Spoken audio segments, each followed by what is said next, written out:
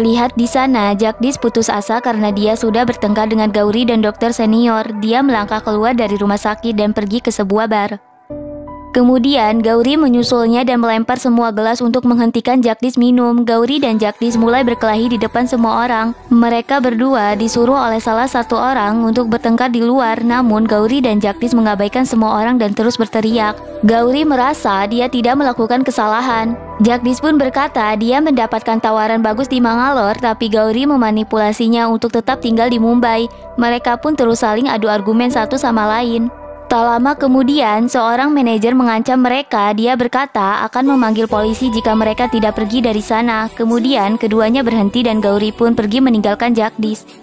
Kalyani pergi ke kuil dan meminta pendeta untuk membayar umpeti jiwa saudara iparnya, dan dia memberitahunya bahwa dirinya berasal dari Jaisar dan akan segera pergi karena dia harus secepatnya kembali. Seorang wanita di kuil mendengar kata Jaisar, dia langsung menghampiri Kalyani. Dia bertanya kepada Kalyani apakah dia mengenal Shiv. Kalyani pun menjawab dia mengenalnya. Wanita itu mengungkapkan bahwa putrinya akan melamar Shiv. Kalyani pun merasa terkejut. Kemudian wanita itu bertanya kepada Kalyani tentang Shiv. Kalyani memberitahunya bahwa Shiv adalah anak yang baik, tapi dia sangat pemarah seperti monster. Wanita itu pun menjadi takut. Kalyani berkata bahwa Shiv tidak menyukai siapapun yang menentangnya. Kalyani juga memberitahu wanita itu tentang Asima. Mungkin mereka berdua saling mencintai. Setelah mendengarkan cerita Kalyani, wanita itu pun menjadi bingung. Kalyani pun kemudian pergi meninggalkan wanita itu. Dia melirik ke arah wanita itu dan berkata tidak akan membiarkan wanita itu bermimpi untuk menikahkan putrinya dengan Shiv, karena satu-satunya wanita yang cocok untuk Shiv adalah Anandi. Kalyani berpikir bahwa dia perlu bergerak cepat menikahkan Anandi dan Shiv. Sedangkan di kantor Shiv, Bim menggodanya dan berkata bahwa Shiv bahagia melewati hari-harinya bersama dengan Anandi. Bim lalu meminta izin untuk pergi lebih awal. Shiv pun setuju. Di saat Bim pergi, dia hendak mengeluarkan handphonenya, namun sebuah kertas terjatuh. Dia pun mengambilnya. Kemudian Shiv teringat bahwa kertas itu berasal dari rambut Anandi. Dia tersenyum sendiri memikirkannya. Tanpa Shiv sadari, dia telah jatuh cinta kepada Anandi. Dia berpikir bahwa tidak ada yang mengingat hari ulang tahunnya, bahkan Bim pun tidak mengucapkannya. Kemudian Shiv menyimpan kertas itu di kantong bajunya. Anandi sedang meriksa lemarinya. Gehna datang membawa sebuah kotak. Anandi membukanya dan itu ternyata sari berwarna kuning dan terlihat sangat indah. Gehna berkata bahwa nenek Kalyani yang telah membelinya untuk Anandi dan dia harus memakainya di acara ulang tahun Shiv. Anandi pun setuju dan mulai bersiap-siap. Anandi berpikir akhir-akhir ini perilaku nenek Kalyani sangat aneh. Byron dan Pasan sedang berbicara tentang Shiv dan Anandi. Byron berkata apa yang akan direncanakan oleh nenek Kalyani kepada mereka.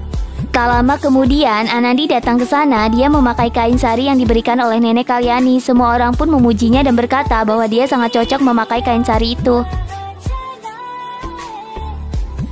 Di Mumbai, Jagdish dan Gauri menonton wawancara Anandi dan Shiv di luar kantor polisi. Mereka pun sangat terkejut.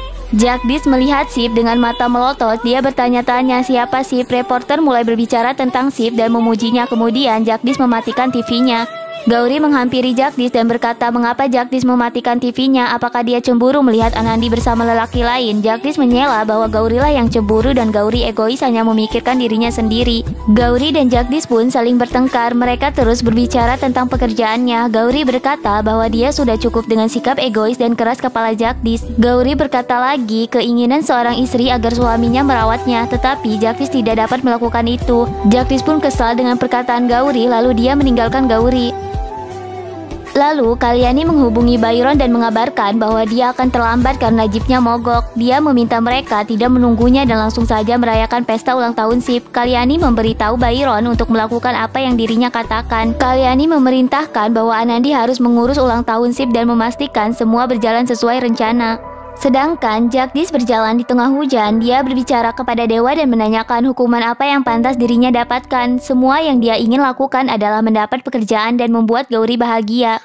Dia menyadari apa yang dia lakukan pada Anandi itu salah, tapi dia juga menderita. Jagdish terus berbicara dan mengeluh bahwa Anandi di sana memiliki keluarganya dan mendapatkan penghargaan, sedangkan dirinya hanya mendapatkan penghinaan sebagai balasannya. Jagdish terus menyalahkan dewa atas apa yang telah terjadi padanya.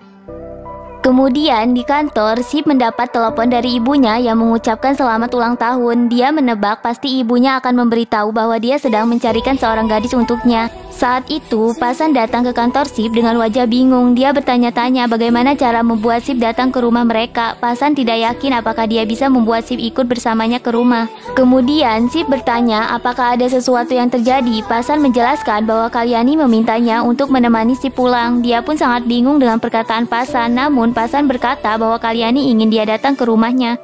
Jagdish terus berjalan sendirian dan melihat orang lain. Dia pikir dia tidak punya apa-apa dan sekarang bahkan Gauri jauh darinya. Dia tidak percaya apa yang telah terjadi padanya. Jagdish pun mulai berteriak dan mempertanyakan apa kesalahannya sehingga dia mendapatkan kutukan ini. Pasan dan Sip telah tiba di rumah. Mereka tampak bingung kenapa rumahnya begitu gelap dan langsung masuk ke dalam. Pasan berteriak dan mengatakan mengapa rumah ini begitu gelap. Beberapa wanita turun dari tangga dengan membawa lilin di atas kepalanya. Melihat hal itu, Sip merasa bingung. Kemudian penari itu berbaris dan membukakan jalan untuk Anandi dengan membawa persembahan di tangannya.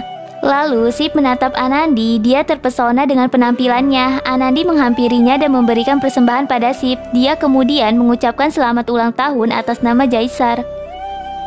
Kemudian lampu menyala dan semua orang muncul menyanyikan selamat ulang tahun untuk Sip. Dia begitu terharu hingga dia tak bisa berkata-kata. Lalu Sip mengucapkan terima kasih. Namun Anandi memberitahunya bahwa nenek Kalyanilah yang telah mempersiapkan semua ini.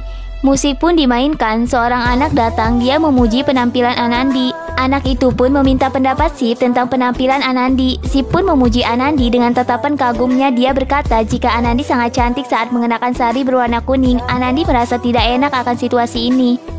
Kemudian Anandi memberikan hadiah untuk Sip. Dia berkata jika di dalamnya penuh dengan cinta. Sip terlihat salah tingkah dan sangat gugup. Namun Anandi memberitahunya bahwa hadiah tersebut dari Asima. Dia menitipkannya pada Anandi.